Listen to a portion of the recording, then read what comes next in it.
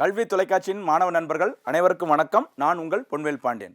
இந்த பதிவில் நம்ம பார்க்க போகிறது மார்ச் மாதத்துக்குரிய தினசரி நடப்புகளில் உள்ள மொத்த தொகுப்பு. சரிங்களா? மக்களின் நடப்பு செய்திகள் ரொம்ப ரோல் பிளே பண்ணிட்டு இருக்குது எல்லா போட்டித் தேர்வுகளுக்கும். அதன் அடிப்படையில் தான் நம்ம வந்து சப்ஜெக்ட் ஸ்ட்ராட்டஜிக்கை எதுவுமே மிஸ் ஆகாமல் சூப்பரான நடப்பு செய்தியில் லிங்க் பண்ணி உள்ள நம்ம சொல்லிட்டு இருக்கிறோம். நல்லா பயன்படுத்திக்கோங்க, தேர்வில் வெற்றி பெறுங்கள். ஆரம்பிக்கலாமா?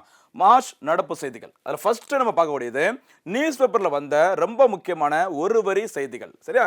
பார்த்துக்கோங்க. நாகப்பட்டினம் மற்றும் காங்கேசன் துறைமுகம். இந்த காங்கேசன் துறைமுகம் அமைந்துள்ள இடம் நாடு ஸ்ரீலங்கா, இலங்கையில் இருக்குது. இலங்கை மற்றும் நாகப்பட்டினம் இடையே பயணிகள் படகு சேவை மீண்டும் தொடங்கப்பட்டுள்ளது. இந்தியாவில் முதல் முறையாக பார்த்தீங்கன்னா ஒரு மாநில அரசுக்கும் சரியா வேற ஒரு நாட்டிற்கும் இடையே பயணிகள் படகு சேவை தொடங்கப்பட்டது இங்கே தான், நாகப்பட்டினம் டு காங்கேசம் துறைமுகம். ஞாபகம் வச்சுக்கோங்க. சரியாமா? அடுத்தபடியாக சுகோய் 30 போர் விமானம் விபத்து ஏற்பட்ட மாநிலம் அஸ்ஸாம். சரிங்களா? கொஞ்சம் தெரிஞ்சுக்கோங்க. சரிங்களா?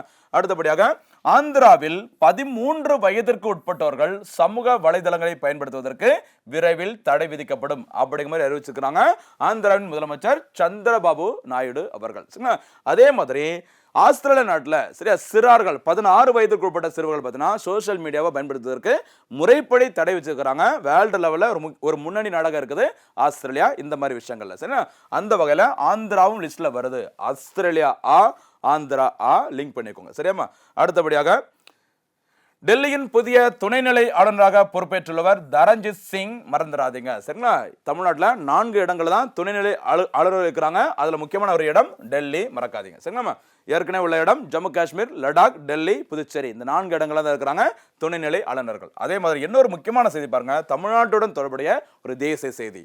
இந்தியாவிலேயே முதல் முறையாக மாற்றுத்திறனாளிகளை உள்ளாட்சி அமைப்புகள், பஞ்சாயத்தில் இருக்கிற உள்ளாட்சி அமைப்புகளில் பிரதிநிதிகளாக தேர்வு செய்வதற்கு தமிழ்நாடு அரசு சூப்பரான சில விஷயங்களை பண்ணியிருக்கிறாங்க. ரொம்ப முக்கியமானது. சரிங்களா?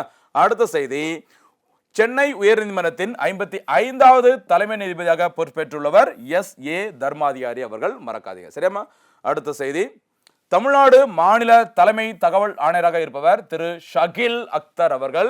அதே மாதிரி நேஷனல் லெவல்ல சரியா தலைமை தகவல் ஆணையர் சீஃப் இன்ஃபர்மேஷன் கமிஷனராக இருப்பவர் ஹீராலால் சமாரியா அவர்கள். சரியா? ஹீராலால் சமாரியா அவர்கள். மறக்காதீங்க. சரியா? இந்த தலைமை தகவல் ஆணையர் அப்படிங்கிற பதவி வந்து உருவாக்கப்பட்ட வருஷம் 2005ஆம் ஆண்டில் உருவாக்கப்பட்டது. சரியா? இதுக்கு காரணம் என்னன்னா ரைட் டு இன்ஃபர்மேஷன் ஆக்ட், சரி, RTI சட்டம் 2005 கொண்டு வரப்பட்டது.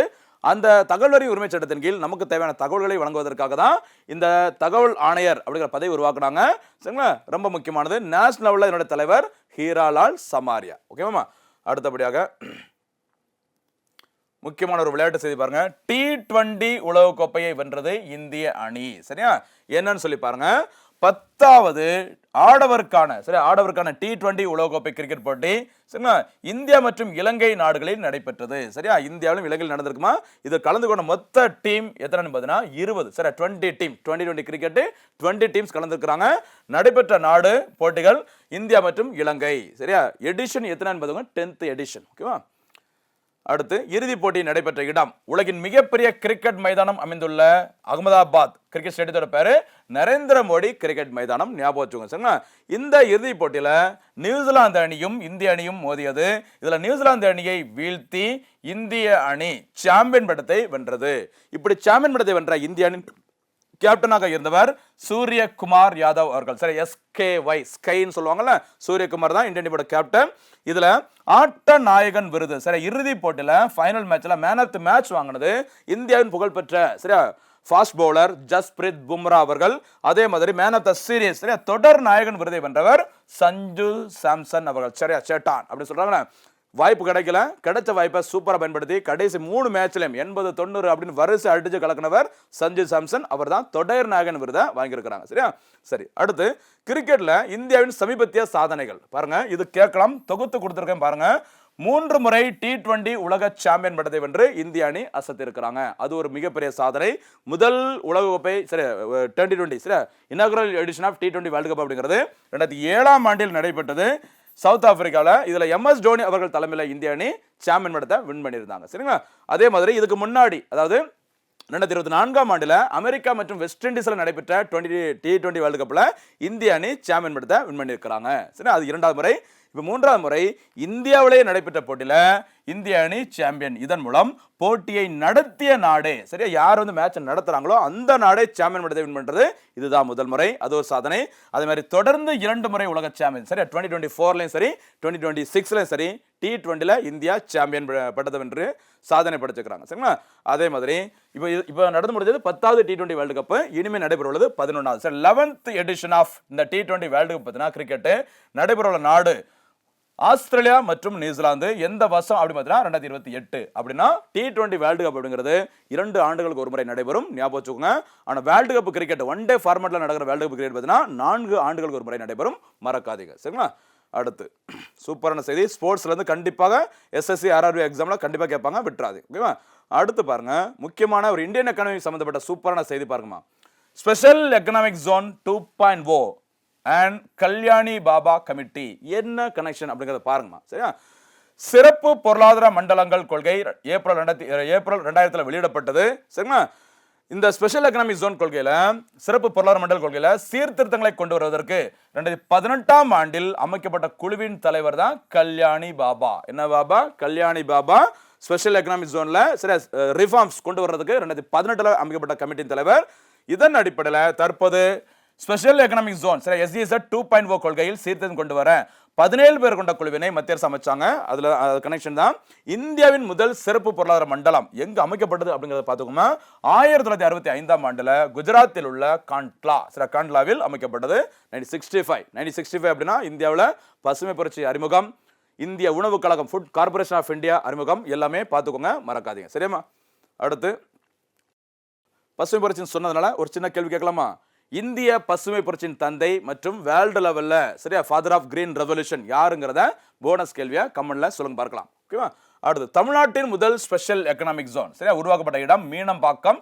மீனம்பாக்கத்தில் அமைந்துள்ள மெட்ராஸ், சரியா, ஏற்றுமதி செயலாக்க மண்டலம், சரி, மெப்ஸ் அப்படி சொல்லுவாங்களா, மெட்ராஸ் எக்ஸ்போர்ட் ப்ராசஸிங் ஜோன், அதுதான் தமிழ்நாட்டில் உருவாக்கப்பட்ட ஃபர்ஸ்ட் ஸ்பெஷல் எக்கனாமிக் ஜோன். 1984ஆம் ஆண்டில் ஏற்றுமதி செயலாக்க மண்டலமாக, சரி, எக்ஸ்போர்ட் ப்ராசஸிங் ஜோனாக தொடங்கப்பட்டது. பின்னர் இது 2003ஆம் ஆண்டில் ஸ்பெஷல் எக்கனாமிக் ஜோனாக மாற்றப்பட்டது, சரிங்களா.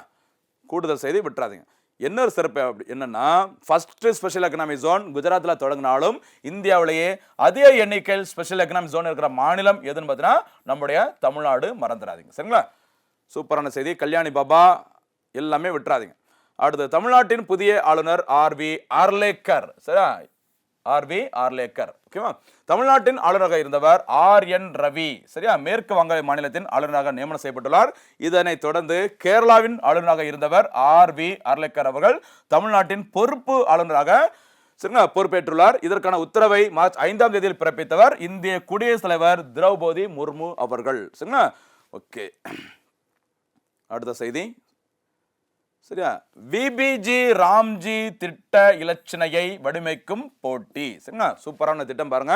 அதாவது மகாத்மா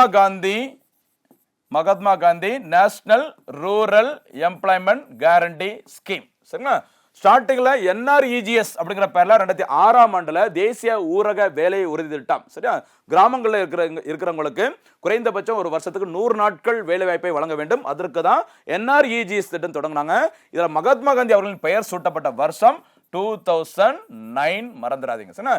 இந்த திட்டத்திற்கு MGNREGS திட்டத்திற்கு மத்திய அரசு புது பேர் வச்சுக்கிறாங்க. அதோட பேர் தான் என்ன பேருமா?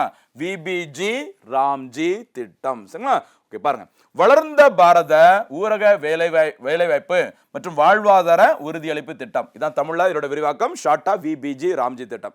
இந்த திட்டத்திற்கான இலச்சினை, சரி, அந்த லோகோவை வடிவமைக்கும் போட்டியானது MyGov என்ற வலைதளத்தில் தொடங்கப்பட்டுள்ளது. சரி, MyGov அப்படிங்கிறது மத்திய அரசின் எந்த ஒரு திட்டமா இருக்கலாம், ஏதாச்சும் ஒரு திட்டத்துக்கு தேவையான லோகோ நீங்க பொதுமக்களே நீங்க கொடுங்க அப்படி சொல்லும்போது அதுல மக்கள் தங்களுடைய, சரிங்களா, பங்களிப்பை வழங்க முடியும். சரி, ஒரு திட்டங்கள் தொடர்பாக, ஒரு பட்ஜெட் தொடர்பாக மக்களின் கருத்துக்கள் வரையறுக்கப்படுகிறது அப்படி சொன்னா எதன் மூலம் நம்ம கருத்துக்களை சொல்ல முடியும்?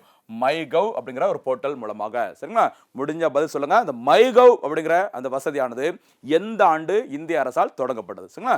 ஓகே, இந்த MyGov வலைத்தளத்தில் தொடங்கப்பட்டுள்ளது. இதற்கு வெற்றியாளர், சரிங்களா, தேர்ந்தெடுக்கப்படும் வெற்றியாளருக்கு ரூபாய் 50,000 பரிசு தொகை வழங்கப்படும். சரிங்களா. இப்போ ஸ்வச் பாரத் இருக்குல்ல, தூய்மை இந்தியா திட்டம் 2014ஆம் ஆண்டில் தொடங்கப்பட்டது, இந்தியாவை தூய்மையான நாடாக மாற்றுவதற்கு. சரிங்களா. அதுக்கான சின்னம் பார்த்தீங்கன்னா, சரி, மகாத்மா காந்தி அவர்கள் பயன்படுத்திய அந்த கண்ணாடி, சரி, கண்ணாடி இருக்கும், ஹிந்தியில் ஸ்வச் பாரத் எழுதியிருப்பாங்க. மேக் இன் இந்தியா திட்டத்தில் பார்த்தீங்கன்னா ஒரு சிங்கம் இருக்கும். அதே மாதிரி இந்த விபிஜி ராம்ஜி திட்டத்திற்கு தேவையான சின்னத்தை உருவாக்குவதற்கு தான் இந்த காம்படிஷன். அதற்கான அந்த சின்னங்களை எதில் நம்ம கொடுக்க முடியும்? மைகவ், மறந்துடாதீங்க. சரிங்களா? சூப்பரானது. இந்த விபிஜி ராம்ஜி திட்டத்தின் கீழ் ஒரு நிதியாண்டில் 125 நாட்கள் வேலைவாய்ப்புகள் வழங்கப்படும் சொல்லியிருக்கிறாங்க. இதுக்கு முன்னாடி மகாத்மா காந்தி தேசிய ஊரக வேலை உறுதி திட்டத்தில் 100 நாட்கள் மட்டும் தான் வேலைவாய்ப்பு வழங்கப்பட்டு வந்தது. ஞாபகம் சரியாமா? அடுத்தபடியாக பிரதமரின் திறன் மேம்பாட்டு திட்டம் ரொம்ப முக்கியமானது பாருங்க. பிரதமரின் திறன் மேம்பாட்டு திட்டம் ஸ்கில் இந்தியா மிஷன் சொல்லுவாங்க. பிரதான் மந்திரி கௌஷல் விகாஸ் யோஜனா. சரிங்களா? பார்த்துக்கோங்க. இந்த திட்டம் தொடங்கப்பட்டது ஜூலை 15, 2015. சரியா? ஜூலை 15 அப்படிங்கிறது உலக இளைஞர் திறன் தினம். சரியா? வேர்ல்டு யூத் ஸ்கில் டேன்னு சொல்லுவாங்க. அதை முன்னிட்டு தான் ஜூலை 15, 2015 ஃபேன்சி நம்பரா இருக்கு 15. சரிங்களா? இந்த திட்டம் தொடங்கப்பட்டது. இந்த நிலையில இந்த பிரதான் மந்திரி கௌஷல் விகாஸ் யோஜனா திட்டத்தின் 4th எடிஷன் 2023-24 யூனியன் பட்ஜெட்டில் அறிவிக்கப்பட்டது. சரிங்களா? இதற்கான திட்ட காலமாக இருந்தது 2022-2026 வரைக்கும். சரியா? இதோட முக்கியமான நோக்கம் என்னன்னு சொல்லி பாருங்க. அதாவது PMKVY திட்டத்தின் கௌஷல் விகாஸ் யோஜனா திட்டத்தின் முக்கியமான நோக்கம் இந்த 4.0க்கு சரிங்களா என்ன நோக்கம்னு சொல்லி பாருங்க. இந்திய இளைஞர்களை 4ஆம் தொழில் புரட்சிக்கு, சரி 4th இண்டஸ்ட்ரியல் ரெவல்யூஷனுக்கு, சரியா அதாவது இண்டஸ்ட்ரி 4.1 சொல்லுவாங்களா, அதற்கு தயார்படுத்தும் வகையில் செயற்கை நுண்ணறிவு ஆர்டிஃபிஷியல் இன்டெலிஜென்ஸ், அடுத்து ரோபோட்டிக்ஸ், 3D பிரிண்டிங், ட்ரோன்கள், ஆளில்லா விமானங்கள் மற்றும் சாஃப்ட் ஸ்கில்ஸ் போன்ற இப்ப இருக்கிற காலத்துக்கு தகுந்த மாதிரி புதிய தொழில்நுட்பங்களில் பயிற்சிகளை வழங்குவதற்கு தான் இந்த PMKVY திட்டம் தொடங்கப்பட்டுள்ளது. ஞாபகம் வச்சுக்கோங்க. இலக்கு எந்த வயது பிரிவினர் இதற்கான இலக்கு பிரிவினர் இருக்குன்னு சொல்லி பார்த்தீங்கன்னா குறைந்தபட்சம் 15 இருந்து அதிகபட்சம் 59 வரை. சரியா? திறன் இந்தியா சர்வதேச மையங்கள், ஸ்கில் இந்தியா இன்டர்நேஷனல் சென்டர்ஸ் அப்படிங்கிறது மூலமாக வெளிநாட்டு வேலைவாய்ப்புகளுக்கும் பயிற்சி வழங்கப்படுகிறது. இந்த திட்டத்தின் மூலமாக சூப்பரான ஒரு வேலைவாய்ப்பு திட்டம். மறந்துடாதீங்க மக்களை, கண்டிப்பாக எக்ஸாம்ல கேட்பாங்க. சரியா? அடுத்தபடியாக மார்ச் 8ஆம் தேதியில ஒரு சில முக்கியமான தினம் இருக்குது, கண்டிப்பாக தெரிஞ்சிருக்கும். முக்கியமாக மகளிர் சங்கத்திற்கு இன்டர்நேஷனல் விமென்ஸ் டே, சர்வதேச மகளிர் தினம். அதே மாதிரி இந்தியாவில் தேசிய மகளிர் தினம் கடைபிடிக்கப்படும் ஆண்டு எது அப்படின்னு சொல்லி பார்த்தீங்கன்னா நாள் எதுன்னு பார்த்தீங்கன்னா என்னைக்குமா February 13 சரோஜினி நாயுடு அம்மையாரின் பிறந்த நாள். இந்தியாவில் தேசிய மகளிர் தினம். வேர்ல்டு லெவல்ல மார்ச் 8ஆம் தேதி கன்ஃபியூஸ் ஆகக்கூடாது. சரிங்களா? அதே மாதிரி ஐநாவின் சர்வதேச பெண்கள் ஆண்டு 1975. அதே மாதிரி பெண்களுக்கான தசாப்த ஆண்டு, சரி இயர் ஆஃப் த டிகேட்னு சொல்லுவாங்கல்ல, அது 1976 இருந்து 85 வரைக்கும் பெண்கள் முன்னேற்றத்திற்கான திட்டங்கள், விழிப்புணர்வு நிகழ்ச்சிகளை 10 ஆண்டுகள் நடத்துவதற்காக தான் தசாப்த ஆண்டு பெண்களுக்காக 76 இருந்து 85 வரைக்கும் நடத்தப்பட்டது. சரிங்களா? அதே மாதிரி 2026ஆம் ஆண்டு, சரி நடந்திருக்கிற 2026ஆம் ஆண்டு ஐக்கிய நாடுகள் சபையானது சர்வதேச பெண் விவசாயிகள் ஆண்டாக அறிவிச்சிருக்கிறாங்க. சரியா? International year of women farmers அப்படிங்கிற மாதிரி அறிவிச்சிருக்காங்க. ரொம்ப ரொம்ப முக்கியமானது, நோட் பண்ணிக்கோங்க. 100% இது வந்து எக்ஸாம்ல கேட்க போறாங்க. சரிங்களா? அடுத்து மத்திய அரசின் முக்கியமான பெண்கள் தொடர்பான திட்டங்கள். சரியா? லைட்டா ஒன்லைன்ல பார்த்துட்டு போயிடலாம். நம்ம ஏற்கனவே பார்த்தீங்கன்னா சொல்லியிருக்கிறோம், ஸ்கீம்ஸ் பத்தி தனியாக ஒவ்வொரு வீடியோ நம்ம போடலாம். இப்போதைக்கு ஒன்லைன்ல லைட்டா பார்த்துட்டு போயிடலாம். சரி, பிரதமரின் தாய்மையை போற்றுவோம் திட்டம் ஷார்ட்டா. சரியா? இந்த PMMVY சொல்லுவாங்க, பிரதான் மந்திரி மாத்ரு வந்தனா யோஜனா. தமிழ்ல சொல்லும்போது பிரதமரின் தாய்மையை போற்றுவோம் திட்டம். சரிங்களா? அடுத்தபடியாக ஜல் ஜீவன் திட்டம், இந்தியாவில் இருக்க அனைத்து மக்களுக்கும் குடிநீர் குழாய் இணைப்பை வழங்குவதற்கு 2019ஆம் ஆண்டில் தொடங்கப்பட்ட திட்டம் ஜல் ஜீவன் மிஷன் அப்படிங்கிற திட்டம். ஞாபகம் வச்சுக்கோங்க. இந்த திட்டம் 2028ஆம் ஆண்டு வரைக்கும் தற்போது நீட்டிக்கப்பட்டுள்ளது. ஓகேவா? அடுத்து உஜ்வாலா திட்டம். சரியா? உங்களுக்கு தெரிஞ்சிருக்கும், இலவச அந்த கேஸ் கனெக்ஷன் கொடுப்பதற்காக மே 1, 2016 இந்திய அரசால் தொடங்கப்பட்ட திட்டம் உஜ்வாலா திட்டம். அடுத்து PM சுகன்யா சம்ரிதி யோஜனா. சரியா? பிரதமரின் செல்வ மகள் சேமிப்பு திட்டம், ஒரு வீட்டில் பிறந்த 2 பெண் குழந்தைகளுக்கான சேமிப்பு திட்டம் சுகன்யா சம்ரிதி யோஜனா. தமிழ்ல சொல்லும்போது செல்வ மகள் சேமிப்பு திட்டம், முக்கியமான திட்டம். சரிங்களா? அடுத்து பிரதம மந்திரியின் வீட்டு வசதி திட்டம். சரி, பிரதான் மந்திரி ஆவாஸ் யோஜனா. சரியா? நகர்ப்புறம் கிராமப்புறங்கள்ல இந்த திட்டம் தொடங்கப்பட்டது. இதுல முதற்கட்டமாக நகர்ப்புறத்துல 2015 தொடங்கினாங்க. சரியா? 2ஆம் கட்டத்துல கிராமப்புறத்துல 2016ஆம் ஆண்டுல தொடங்கி இருப்பாங்க. ரெண்டுமே பார்த்தீங்கன்னா ஷார்ட்டா PMAY சொல்றாங்க. அதோட விரிவாக்கம் பிரதான் மந்திரி ஆவாஸ் யோஜனா. சரியாமா? அடுத்தபடியாக லட்சாதிபதி சகோதரிகள் திட்டம். சரியா? லாக்பதி தீதின்னு சொல்லுவாங்க. சரிங்களா? லாக்பதி தீதி அதாவது மகளிர் சுய குழுவில் இருக்கிற பெண்களை வந்துட்டு லட்சாதிபதிகளாக ஆக்க வேண்டும், அதற்கான திட்டம். அது ட்ரோன் தீதி திட்டம். சரிங்களா? ட்ரோன் தீதி அப்படின்னா மகளிர் சுய குழுவில் இருக்கிற பெண்களுக்கு ஆளில்லா விமானங்கள், ட்ரோன்களை வந்துட்டு மத்திய அரசு கொடுக்குறாங்க. அந்த ஆளில்லா விமானங்களை பயன்படுத்தி விவசாயத்திற்கு பயன்படுத்தலாம், வாடகைக்கு விட்டு. சரி, இந்த மருந்துகளை தெளிப்பதற்கு வாடகை விட்டு அதன் மூலம் வருமானத்தை எடுத்து பெண்கள் தன்னுடைய வாழ்வாதாரத்தை உயர்த்தலாம் அப்படி சொல்லிட்டு இந்த ட்ரோன் தீதி திட்டம் தொடங்கி இருக்கிறாங்க. சரியா? எல்லாமே ரொம்ப ரொம்ப முக்கியமானது. அடுத்து ஜனனி சிசு சுரக்ஷா யோஜனா. சரியா? தாய் சேய் அவங்களுக்கு நல உதவி திட்டமாக தொடங்கப்பட்டது. மகப்பேறினால் ஏற்படும் உயிரிழப்பை குறைப்பதற்காக இந்த திட்டம் தொடங்கப்பட்டது. இது எல்லாமே பெண்களுக்காக மத்திய அரசால் தொடங்கப்பட்ட திட்டம். இது ஏன் சொல்றோம் அப்படின்னா மார்ச் 8ஆம் தேதி இன்டர்நேஷனல் விமென்ஸ் டே. அதை முன்னிட்டு ஒரு சிறப்பு செய்தியை நம்ம சொல்லிட்டு இருக்கோம். சரிங்களா? அடுத்து பாரதியார் இல்லம் அப்படிங்கறத பாருங்க. பாரதியார் இல்லம் அப்படிங்கிற பேர்ல ஒரு இன்ஸ்டாகிராம்ல ஒரு பேஜ் வந்து ஓபன் பண்ணிருக்காங்க. இதை தொடங்கியது தமிழ்நாடு செய்தி மக்கள் தொடர்பு துறை. சரிங்களா? தொடங்கப்பட்ட நாள் மார்ச் 7, 2026. இந்த பக்கத்துல பாரதியாரின் அரிய புகைப்படங்கள், அவரது படைப்புகள், நினைவு இல்லங்களில் உள்ள பொருட்கள் எல்லாமே காட்சிப்படுத்தப்படும் இந்த இன்ஸ்டாகிராமோட அந்த பக்கத்துல. சரிங்களா? அதே மாதிரி பாரதியாரோட இல்லம் அமைந்துள்ள இடம் சரிங்களா சென்னை திருவல்லிக்கேணியில் பார்த்த சாரதி கோயில் அருகே அமைந்துள்ளது. அதே போல பாரதியார் அவர்கள் பிறந்த இடம் எது? தூத்துக்குடி மாவட்டம், தற்போது தூத்துக்குடி மாவட்டம் எட்டயபுரம் மற்றும் வாரணாசி இல்லங்களுக்கு வாரணாசி இடங்களுக்கு அரசின் மூலம் நினைவு இல்லங்கள் கட்டப்பட்டு வருகின்றன. ஞாபகம் சரியாமா? அடுத்து மகாகவி தினம், இதே மறந்துடாதீங்க. செப்டம்பர் 11 அப்படிங்கிறது சரிங்களா? செப்டம்பர் 11, 1921 மகாகவி பாரதியார் அவர்கள் மரணம் அடைஞ்சிருப்பாங்க. அவர் மரணம் அடைந்த பாரதியார் இறந்த சரியா 100வது ஆண்டு எப்பன்னு சொல்லி பார்த்தீங்கன்னா 2021 சரியா? அந்த 2021 தான் 100வது ஆண்டு. அதை முன்னிட்டு செப்டம்பர் 11 மகாகவி தினமாக தமிழ்நாடு அரசால் கடைபிடிக்கப்பட்டு வருகிறது. ஞாபகம் வச்சுக்கோங்க சரிங்களா? அடுத்தபடியாக சூப்பரான செய்தி பாருங்க. மத்திய அரசின் தேசிய கல்வி கொள்கைகள் சரியா? National education policy. ஒரு 3 பாலிசியை முக்கியமா பார்க்க போறோம். ரொம்ப ரொம்ப முக்கியமானது, நோட் பண்ணுங்க மக்களே சரிங்களா? சென்ட்ரல் கவர்மெண்ட் பார்த்தீங்கன்னா ஃபர்ஸ்ட் டைம் தேசிய கல்விக் கொள்கையை வெளியிட்ட வருஷம் 1968 சரியா? 1968ல டிஎஸ் கோத்தாரி சரியா? டிஎஸ் கோத்தாரி அவர்கள் தலைமையில் அமைக்கப்பட்ட குழு சரியா? 1964ல அமைச்சிருப்பாங்க. அந்த கமிட்டியின் பரிந்துரை அடிப்படையில் 1968ஆம் ஆண்டு மத்திய அரசு முதல் தேசிய கல்விக் கொள்கையை வெளியிடுறாங்க. அதனைத் தொடர்ந்து 68 மாத்தி போட்டா 86 சரியா? இரண்டாவது தேசிய கல்விக் கொள்கை வெளியிடப்பட்டது 1986ல. மறக்காதீங்க சரியா? 1986ல தான் சரியா? நுகர்வோர் பாதுகாப்பு சட்டம், சுற்றுச்சூழல் பாதுகாப்பு சட்டம், இப்படி நிறைய விஷயங்கள் இருக்குது. அந்த வருஷம் தான் செகண்ட் நேஷனல் எஜுகேஷன் பாலிசி வெளியிட்டிருக்கிறாங்க. முக்கியமானது இங்கதான் சரியா? 3வது தேசிய கல்விக் கொள்கை வெளியிடப்பட்ட நாள் ஜூலை 29, 2020 சரிங்களா? இந்த 3வது தேசிய கல்விக் கொள்கையை உருவாக்குவதற்கு தேவையான பரிந்துரைகளை வழங்குவதற்கு சரியா சஜஷன்ஸ் கொடுக்கிறதுக்கு ஒரு கமிட்டி போட்டாங்க. அந்த கமிட்டியின் தலைவர் கஸ்தூரி ரங்கன் அவர்கள் சரியா? கஸ்தூரி ரங்கன் அவர்கள் தமிழ்நாட்டை சேர்ந்தவர், இஸ்ரோவின் 5வது தலைவராக இருந்தவர். ஞாபகம் வச்சுக்கோங்க சரிங்களா? அதே மாதிரி மத்திய அரசின் தேசிய கல்விக் கொள்கையில் இருக்கிற சில விஷயங்கள் எங்களுக்கு பிடிக்கல, அதனால எங்களுக்கு தனியா ஒரு மாநில கல்விக் கொள்கையை நாங்கள் உருவாக்கிறோம் அப்படின்னு சொல்லிட்டு தமிழ்நாடு அரசு அறிவிச்சாங்க. அதற்கு தேவையான பரிந்துரைகள் வழங்குவதற்கு ஒரு கமிட்டி போட்டாங்க. அந்த கமிட்டியின் தலைவர் டி முருகேசன் அல்லது தா முருகேசன் அவர்கள். மறக்காதீங்க சரிங்களா?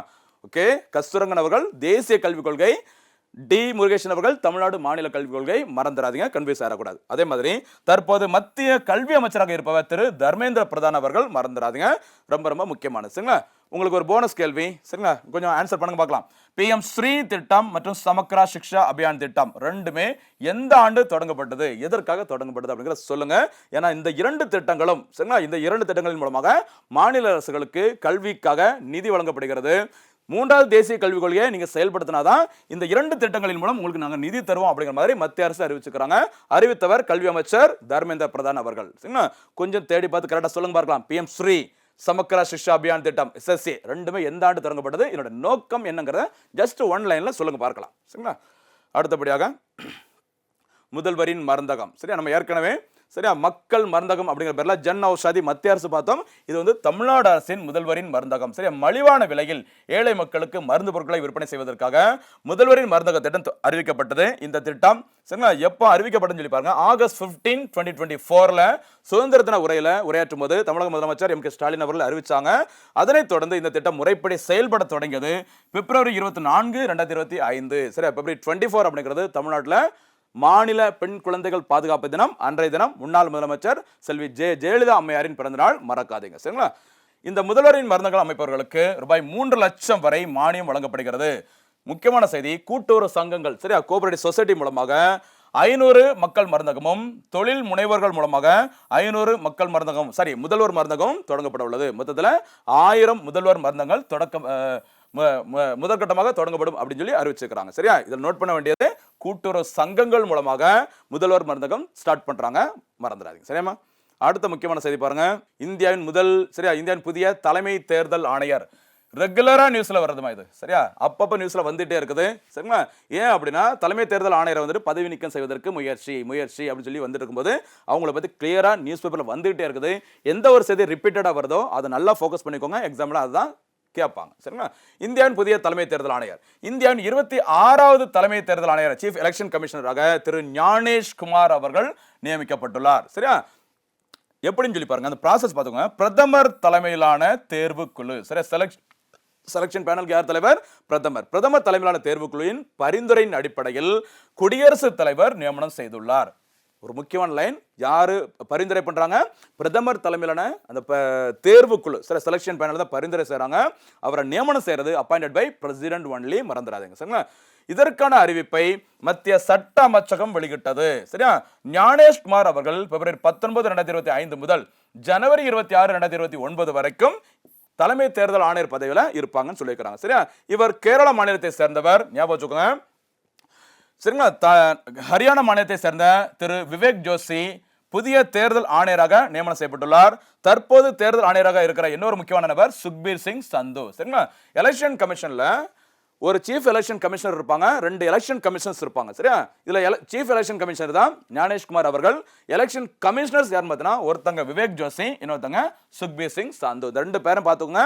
அநேகமா இவங்க அடுத்த தலைமை தேர்தல் ஆணையர் இருக்கலாம் 2029க்கு அப்புறமாக, சரிங்களா? அதே மாதிரி தேர்தல் ஆணையர்கள் நியமன சட்டம், புதிய சட்டம் இயற்றப்பட்ட வருஷம் 2023ஆம் ஆண்டு, சரியா? தேர்தல் ஆணையர்களை நியமனம் செய்வதற்கு, சரிங்களா, புதிய சட்டம் 23ல கொண்டு வந்தாங்க. இந்த சட்டத்தின்படி நியமிக்கப்பட்ட முதல் தலைமை தேர்தல் ஆணையர் ஞானேஷ்குமார் அவர்கள், 26வது, ஞாபகம் வச்சுக்கோங்க, சரியாமா? அடுத்த செய்தி போலாமா? மத்திய அரசின் விவசாயிகளுக்கான மிக மிக முக்கியமான திட்டங்கள், சூப்பரானது, கண்டிப்பா சொல்றேன், இது ரொம்ப ரொம்ப முக்கியமானது. சிம்பிளா கொடுத்துருக்கிறேன், ஆனா இது ரொம்ப ரொம்ப முக்கியமானது, ஞாபகம் வச்சுக்கோங்க, சரிங்களா? அக்ரிகல்ச்சர் சம்பந்தப்பட்ட ஃபார்மர்ஸுக்கான முக்கியமான ஸ்கீம். அதில் ஃபர்ஸ்ட் பார்க்க போறது பிஎம் கிசான் திட்டம், சரி? பிஎம் கிசான் அப்படின்னா அதோட விரிவாக்கம் எப்பவுமே தெரிஞ்சுக்கோங்க, சென்ட்ரல் கவர்மெண்டோடது. பிஎம், சரி, பிரைம் மினிஸ்டர் கிசான், சரியா, சம்மன் நிதி, ஓகேவா? பிரதமரின் தமிழ்ல சொல்லும்போது கௌரவ நிதி திட்டம் சொல்லுவாங்க, சரிங்களா? அதாவது இந்த திட்டம் பிப்ரவரி 24, 2019 அன்று தொடங்கப்பட்டது. இந்த திட்டத்தோட முக்கியமான நோக்கம் என்னன்னு சொல்லி பார்த்தீங்கன்னா விவசாயிகளுக்கு ஒரு வருஷத்துக்கு, சரியா, குறைந்த வருஷத்துக்கு பார்த்தீங்கன்னா 6000 ரூபாய் வரைக்கும் நிதி உதவி கொடுப்பாங்க. இந்த 6000 ரூபாய் நிதி அப்படிங்கிறது பார்த்தீங்கன்னா 3 தவணைகள் மூலம் 4 மாதங்களுக்கு ஒரு முறை, 12 மாசம்ல, அதை 3 தவணைகள் மூலமாக 4 மாதங்களுக்கு ஒரு முறை 2000 ரூபாய் கொடுப்பாங்க, சரிங்களா? 2000 ரூபாய் கொடுப்பாங்க. மொத்தத்தில் வருஷத்துக்கு எவ்வளவு ரூபாய்? 6000 ரூபாய் நிதி உதவி வழங்கப்படுகிறது. அந்த ஸ்கீமோட பேர் தான் பிஎம் கிசான் திட்டம், சரியா? அடுத்த ஸ்கீம் பிஎம் KMY திட்டம், சரி, பிரதான் மந்திரி கிசான் மன்தன் யோஜனா. மன்தன் அப்படின்னாலே சரிங்களா, என்னன்னு சொல்லி பார்த்தீங்கன்னா ஓய்வூதிய திட்டம், சரியா? தனியார் துறையில இருந்து பெரிய பெரிய கவர்மெண்ட் ஜாப்ல இருந்து எல்லாருக்கும் பென்ஷன் கொடுப்பாங்க. வேலையிலிருந்து ஓய்வு பெற்ற பிறகு விவசாயிகள் ஒரு குறிப்பிட்ட வயசை தாண்டதுக்கு அப்புறம் உங்களோட உடல் உழைப்பு, சரிங்களா, விவசாயத்துக்கு செட் ஆகாது. அதனால அவங்களுக்கும் பென்ஷன் கொடுக்கணும் அப்படிங்கிறதுக்காக சென்ட்ரல் கவர்மெண்ட் செப்டம்பர் 12, 2019ல தொடங்கின திட்டம் தான் பிஎம் கிசான், சரிங்களா, மன்தன் யோஜனா, பிரதமரின் விவசாயிகளுக்கான ஓய்வூதிய திட்டம். மறந்துடாதீங்க, இந்த திட்டத்தில் சேர்வதற்கு, சரியா, குறைந்தபட்ச வயது 18, 40 வயசு அதிகபட்சம். இந்த வயசுக்குள்ள சேர்ந்து குறைந்தபட்சம் 55 ரூபாயில இருந்து அதிகபட்சமாக 250 வரைக்கும் வயசுக்கு தகுந்த மாதிரி மந்த்லி வந்து பார்த்தீங்கன்னா அமௌண்ட்டை செலுத்தணும். அந்த அமௌண்ட் கொடுத்து வந்ததுக்கு அப்புறமா விவசாயிகளோட 60 வயதிற்கு பிறகு, சரி, ஆஃப்டர் 60 இயர்ஸ் பார்த்தீங்கன்னா உங்களுக்கு மாசம் பார்த்தீங்கன்னா 3000 ரூபாய் ஓய்வூதியமாக வழங்கப்படும். இந்த ஸ்கீமோட பேர் தான் பிஎம் KMY திட்டம். அடுத்து PMFBY திட்டம், சரி, ஃபசல் பீமா யோஜனா, பிரதமரின் பயிர் காப்பீடு திட்டம், சரி, கிராப் இன்சூரன்ஸ் ஸ்கீம் சொல்லுவாங்க. இந்த ஸ்கீம் தொடங்கப்பட்ட டேட் பார்த்தீங்கன்னா பிப்ரவரி 18, 2016, சரிங்களா, பயிர் காப்பீடு திட்டம். அடுத்து பிஎம் கிசான் KSY திட்டம், சரிங்களா, எல்லாமே ரொம்ப ரொம்ப முக்கியமானதுமா. ஜூலை 1, 2000, சரி, கிருஷி சிஞ்சாய் யோஜனா சொல்லுவாங்க, கிருஷி சிஞ்சாய் யோஜனா, ஓகேவா? ஜூலை 1, 2015ல தொடங்கி இருக்கிறாங்க. அடுத்து பிஎம் மத்ஸ்யா சம்பதா யோஜனா. மத்ஸ்யா சம்பதா யோஜனா அப்படின்னாலே மீன் வளம், சரி, மீன் வளத்தை அதிகரிப்பதற்காக இந்திய அரசால் தொடங்கப்பட்ட திட்டம் பிஎம் மத்ஸ்யா சம்பதா யோஜனா. அதே மாதிரி PM AIF agricultural infrastructure fund scheme சொல்லுவாங்க, வேளாண்மை உள்கட்டமைப்பிற்கு நிதி உதவி வழங்கும் திட்டம். தொடங்கப்பட்ட நாள் ஆகஸ்ட் 9, 2020, மறந்துடாதீங்க, சரியா? அதே மாதிரி பிரதமரின், சரி, மண்வள அடையாள அட்டை திட்டம், சரி, PM soil health card scheme February 19, 2015ல தொடங்கி இருக்கிறாங்க. இதுவும் ரொம்ப ரொம்ப முக்கியமானது. அதே மாதிரி KCC ரொம்ப ரொம்ப முக்கியமானது, நிறைய போட்டிகள் கேட்டது. கிசான் சரியா, கிசான் கிரெடிட் கார்டு ஸ்கீம் திட்டம், சரியா, விவசாயிகளுக்கான கடன் அட்டை திட்டம் 1998ஆம் ஆண்டில் தொடங்கப்பட்டது. குப்தா கமிட்டி, என்ன கமிட்டி? குப்தா கமிட்டியின் பரிந்துரையின் அடிப்படையில் ஆகஸ்ட் 98ல இந்த கேசிசி திட்டம் தொடங்கப்பட்டது, கிசான் கிரெடிட் கார்டு திட்டம், சரிங்களா. அடுத்து ஈனாம் போர்ட்டல் ஏப்ரல் 14, 2016ல தொடங்கி இருக்கிறாங்க. இந்த ஈனாம் போர்ட்டல் அப்படிங்கிறது எதுக்குன்னு சொல்லி பார்த்தீங்கன்னா, ஈனாம் போர்ட்டல் ஓகேவா, விவசாய பொருட்களை ஆன்லைன் மூலம் சந்தைப்படுத்துவதற்கு, முக்கியமா நடுவில் இருக்க இடைத்தரகர்கள் இல்லாம வேளாண் பொருட்களை எல்லாமே பார்த்தீங்கன்னா மார்க்கெட்டிங் பண்றதுக்காக, விற்பனை செய்வதற்காக தொடங்கப்பட்ட அந்த போர்ட்டலோட பேர் தான் ஈனாம் போர்ட்டல். சூப்பரான தொகுப்பு, மக்களை விட்டுறாதீங்க. 100% இருந்து ஒரு கேள்வி இடம்பெறுவது உறுதி, சரிங்களா. அடுத்தபடியாக ஒரு சின்ன தொகுப்பு, இது வந்து நியூஸ் பேப்பர்ல வரல, ஆனா நானே ரெடி பண்ணி வச்சிருந்தேன், கொஞ்சம் பாருங்கம்மா. India the king and queen of world cup cricket. கிரிக்கெட்ல இந்தியா தான் கிங்காவும் குயினாக இருக்குது. ஏன்னா ரீசெண்டா நிறைய டிராஃபிஸா வேர்ல்டு லெவலில் கிரிக்கெட்ல இந்தியன் டீம் வின் பண்ணியிருக்காங்க. எது அப்படிங்கிறது லைட்டா சின்ன தொகுப்பு பாருங்க. 2023ஆம் ஆண்டில் ஓடிஐ வேர்ல்டு கப், சரியா, ஓடிஐ வேர்ல்டு கப்ல இந்தியா 2ஆம் இடம், ரன்னர்ஸ் அப், அதுவே ஒரு சாதனை தான். இந்தியாவில் நடைபெற்ற அந்த நரேந்திர மோடி கிரிக்கெட் மைதானத்தில் நடைபெற்ற போட்டியில் ஆஸ்திரேலியா அணியிடம் இந்திய அணி தோல்வி அடைந்தது, 2ஆம் இடத்தை பெற்றது. சரி, இது ஒரு சாதனை தான் ஓகேவா. ஏன்னா வெள்ளி மெடல்ல, சரி, சில்வர் மெடல்ல 2024ஆம் ஆண்டில் T20 உலகக்கோப்பை ஆடவர் அணி சாம்பியன் பட்டத்தை வின் பண்ணியிருந்தாங்க. வெஸ்ட் இண்டீஸ்லையும் அமெரிக்காவில் நடைபெற்ற அந்த போட்டியில் இந்திய அணி சாம்பியன் பட்டத்தை வின் பண்ணியிருந்தாங்க, சவுத் ஆப்பிரிக்கா டீமை வீழ்த்தி. அடுத்து 2025ஆம் ஆண்டில் சாம்பியன்ஸ் டிராஃபியை இந்திய அணி வென்றது. அடுத்து 2026ஆம் ஆண்டில் சூரியகுமார் யாதவ் தலைமையிலான இந்திய ஆடவர் கிரிக்கெட் அணியானது பார்த்தீங்கன்னா 2020 உலகக்கோப்பையை வென்றது. அதே மாதிரி 2025ஆம் ஆண்டுல மகளிருக்கான one day international world cup 50 over கொண்ட கிரிக்கெட் போட்டியில இந்திய மகளிர் அணி, சரி, ஹர்மன் பிரீத் கவுர் அவர்கள் தலைமையிலான இந்திய அணியானது சாம்பியன் பட்டத்தை முதல் முறையாக வென்று அசத்தி இருக்கிறாங்க, சரிங்களா. அதே மாதிரி மாற்றுத்திறனாளிகளுக்கான சாம்பியன்ஸ் டிராஃபி கிரிக்கெட் போட்டியும் இந்திய அணி வின் பண்ணியிருக்கிறாங்க. அதே மாதிரி சரியா 2026ஆம் ஆண்டிற்கான அண்டர் 19 வேர்ல்டு கப் 50 ஓவர் கொண்ட ஒன் டே வேர்ல்டு கப்லையும் இந்தியன் டீம் தான் வின் பண்ணியிருக்கிறாங்க. எல்லாமே சூப்பரான ஒரு தகவல், சேர்த்து வச்சுக்கோங்க, அடிக்கடி ரிவிஷன் பண்ணிக்கோங்க, சரிங்களா. அடுத்தபடியாக உலக அளவில் அதிக அளவு ஆயுத இறக்குமதி செய்யும் நாடுகள், சரி, யார் வந்து அதிக அளவு வெப்பன்ஸ் வந்து இம்போர்ட் பண்றாங்க அந்த லிஸ்ட் ஓகேவா. எந்த காலகட்டம்? 2021 முதல் 2025 அந்த காலகட்டத்தில் தான் இந்த லிஸ்ட்டை சொல்லியிருக்கிறாங்க, சரியா. இந்த பட்டியலை வெளியிட்டது யார் அப்படிங்கிறத கொஞ்சம் பார்த்துக்கோங்க. எப்பவுமே ஒரு தரவரிசை அப்படின்னா யாரால் வெளியிடப்படுகிறது, அதை கூட மேட்ச் ஃபாலோவிங்ல கேட்கலாம், விட்டுறாதீங்க, சரிங்களா. வெளியிட்டது பாருங்க, சிப்ரி. சிப்ரி அப்படின்னா ஸ்வீடனின் தலைநகரம் ஸ்டாக்ஹோம், சரியா. Stockholm International Peace and Research Institute, சரியா, Stockholm International Peace and Research Institute, அதான் ஷார்ட்டா சிப்ரின்னு சொல்லுவாங்க ஓகேவா. ஸ்டாக்ஹோமில் 1966 உருவாக்கப்பட்டது இந்த அமைப்பு. சர்வதேச அமைதி ஆராய்ச்சி நிறுவனம் செயல்பட்டு வருகிறது, சரிங்களா. இவங்க தான் சொல்லியிருக்கிறாங்க அதிக அளவு ஆயுத இறக்குமதியில டாப்ல இருக்க நாடு வேர்ல்டு லெவலில் எதுன்னு பார்த்தீங்கன்னா உக்ரைன், சரியா. உக்ரைனுக்கும் ரஷ்யாவுக்கும் சரியா போர் ஏற்பட்டு வருகிறது. நேட்டோ அமைப்புல, சரியா, நேட்டோ அமைப்பு 1949ல உருவாக்கப்பட்டது. நேட்டோ அமைப்பு உலகின் மிகப்பெரிய ராணுவ கூட்டணின்னு சொல்லுவாங்க. அந்த ராணுவ கூட்டணியில நம்ம சேர்ந்துடலாம், சேஃபா இருக்கலாம் அப்படின்னு சொல்லிட்டு உக்ரைன் ட்ரை பண்ணும்போது உக்ரைன் மேல போர் தொடுத்தாங்க ரஷ்யா. ரஷ்யாவை எதிர்கொள்வதற்கு நிறைய ஆயுதங்களை இறக்குமதி செய்து அதிக அளவு ஆயுத இறக்குமதி செய்த நாடுகளை யார் டாப்ல இருக்கிறாங்க? உக்ரைன் டாப்ல இருக்காங்க, மறந்துடாதீங்க, சரியா. மொத்த ஆயுத இறக்குமதியில, உலக ஆயுத இறக்குமதியில 9.7%, கிட்டத்தட்ட 10% பங்களிப்பு உக்ரைன்ல இருக்கு. இதனைத் தொடர்ந்து 2ஆம் இடத்துல இருக்கிறது நம்முடைய இந்தியா. இந்தியாவுடன் பங்களிப்பு 8.3%, ஞாபகம் வச்சுக்கோங்க, சரிங்களா. அடுத்து இந்தியாவிற்கு அடுத்த பயன் பார்த்துக்கோங்க. இந்தியாவிற்கு அதிக அளவு ஆயுத ஏற்றுமதி செய்த நாடுகள், அதாவது எந்த நாட்டில இருந்து நம்ம அதிக அளவு ஆயுதங்களை வாங்கி இருக்கிறோம், அல்லது இந்தியாவிற்கு அதிகமாக எந்த நாடு எக்ஸ்போர்ட் பண்ணியிருக்காங்க இந்தியா அப்படின்னு சொல்லி பார்க்கும்போது ரஷ்யா தான் டாப்ல இருக்கிறாங்க. 40% ஆயுதங்கள் நம்ம ரஷ்யாட்ட தான் வாங்கியிருக்கிறோம், சரிங்களா. அதனைத் தொடர்ந்து பிரான்ஸ் நாட்டிடமிருந்து 29%, இஸ்ரேல்ல இருந்து 15%. இந்த மூணுலையும் முக்கியமான ஒரு பாயிண்ட் தெரிஞ்சுக்கோங்க.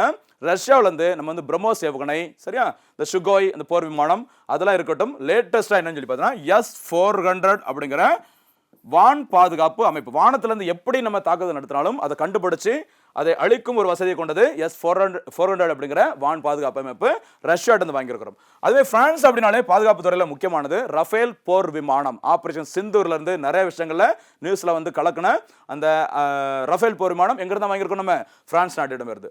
அதே மாதிரி இஸ்ரேல் இருந்தும் நம்ம நிறைய வாங்கிட்டு இருக்கோம், ஞாபகம் வச்சுக்கோங்க, மறக்காதீங்க, சரிங்களா.